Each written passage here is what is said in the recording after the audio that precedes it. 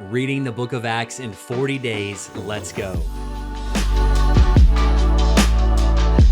Welcome to day 33 of reading through the book of Acts in 40 days. I'm so thankful that you're here, whether you've been here the entire time or this is the first video you're clicking on.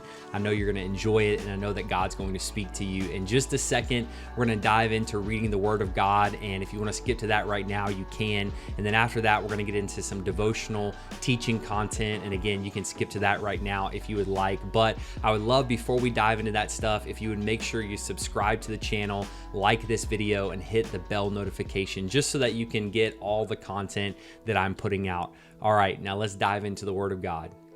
Acts chapter 25, verse 1. 3 days after Festus arrived in Caesarea to take over his new responsibilities, he left for Jerusalem, where the leading priests and other Jewish leaders met with him and made their accusations against Paul. They asked Festus as a favor to transfer Paul to Jerusalem, planning to ambush and kill him on the way. But Festus replied that Paul was in Caesarea and he himself would be returning there soon.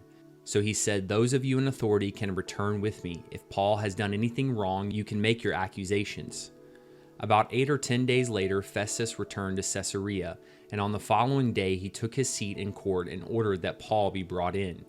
When Paul arrived, the Jewish leaders from Jerusalem gathered around and made many serious accusations they couldn't prove. Paul denied the charges. "I am not guilty of any crime against the Jewish laws or the temple or the Roman government," he said. Then Festus, wanting to please the Jews, asked him, "Are you willing to go to Jerusalem and stand trial before me there?" But Paul replied, "No, this is the official Roman court, so I ought to be tried right here. You know very well I am not guilty of harming the Jews. If I have done something worthy of death, I don't refuse to die. But if I am innocent, no one has a right to turn me over to these men to kill me. I appeal to Caesar." Festus conferred with his advisors and then replied, "Very well, you have appealed to Caesar, and to Caesar you will go." A few days later, King Agrippa arrived with his sister Bernice to pay their respects to Festus. During the several days of stay, Festus discussed Paul's case with the king. "There is a prisoner here," he told him, "whose case was left to me by Felix. When I was in Jerusalem, the leading priests and Jewish elders pressed charges against him and asked me to condemn him. I pointed out to them that Roman law does not convict people without a trial. They must be given an opportunity to confront their accusers and defend themselves. When his accusers came here for the trial, I didn't delay. I called the case the very next day and ordered Paul brought in. But the accusations made against him weren't of any crimes I expected. Instead, it was something about their religion and a dead man named Jesus, who Paul insists is alive. I was at a loss to know how to investigate these things, so I asked him whether he would be willing to stand trial on these charges in Jerusalem. But Paul appealed to have his case decided by the emperor, so I ordered that he be held in custody until I could arrange to send him to Caesar." "I'd like to hear the man myself," Agrippa said, and Festus replied, "You will tomorrow." All right, I'll be honest, there's a lot of dialogue in this section, and it really seems like nothing happens or nothing that we haven't already heard. But there is one big thing I want to share with you, and I believe it's going to encourage you. So let's dive into my thoughts. We've touched on this a little bit in other videos, but again, I want to encourage you to stand your ground for what you believe. Paul knew what he believed, he knew what he had done, and he knew that he didn't deserve to die. He didn't deserve to go to prison. He had done nothing against the law. Even though people didn't like it, he hadn't done anything against the law. Maybe this seems extreme to you. You're like, "I'm not standing trial for anything," but I would submit to you that you maybe are standing trial for something. Maybe there are people in your life that are accusing you of things, and you're standing for something. You're standing for truth. You're standing for what you believe. And it's difficult to keep standing when people keep coming after you over and over and over. And so what I want to encourage you with today is to not give in. The Bible tells us to not grow weary in doing well. And what I've found in my own life, and I've seen it in a lot of other people's lives, is that we'll stand firm at first. We'll stand strong at first.